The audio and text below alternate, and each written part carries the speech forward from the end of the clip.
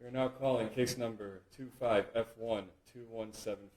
This is the people of the state of Michigan versus Sherrone Moore. Mr. Simon. Appearances.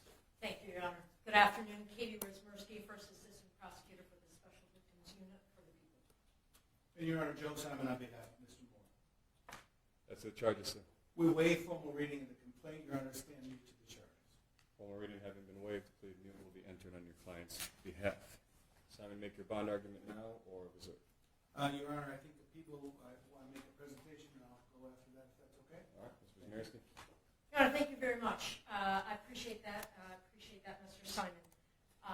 And thank you for the opportunity to be heard. As the court is well aware, this is not a series of offenses in Michigan that allow you to deny bond. We're certainly not asking for that.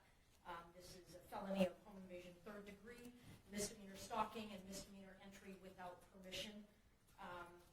Your Honor, we are asking for a $25,000 cash or surety bond in light of the fact that we cannot ask for you to deny bond.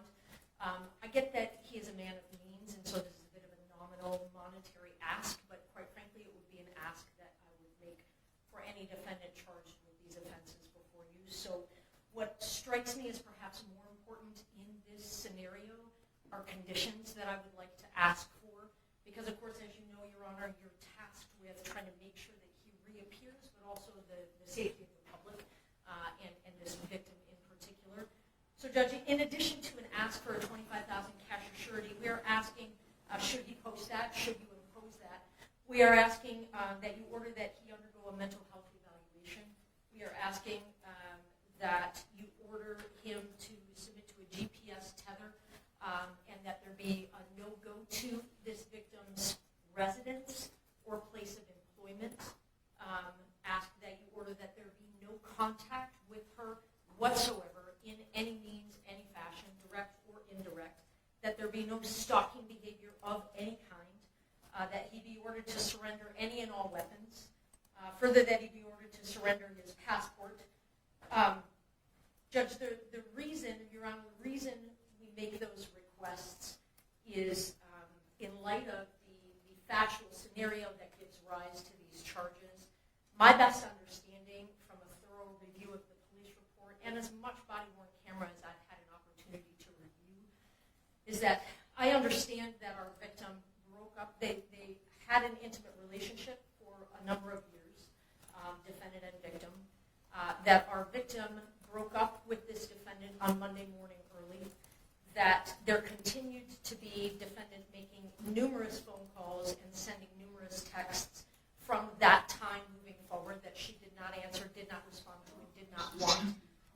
That eventually she presented herself to the University of Michigan, cooperated in some form of investigation there. As we all now know, defendant was at some point on Wednesday afternoon fired from his employment. He then, at some point soon thereafter, came to her apartment in the address that is alleged in the complaint, barged his way into that apartment, immediately then proceeded to a kitchen drawer, grabbed several butter knives and a pair of kitchen scissors, and began to threaten his own life. I'm going to kill myself. I'm going to make you watch. My blood is on your hands. You ruined my life. And a series of very, very threatening, intimidating, terrifying, quite frankly, statements and behaviors there in that apartment. It was only then, Your Honor, when the victim, she called her attorney and then at some point indicated she was going to call the police, and then he left.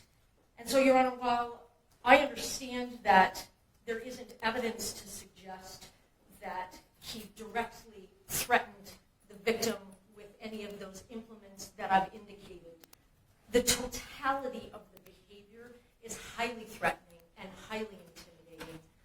She was terrorized, Your Honor. And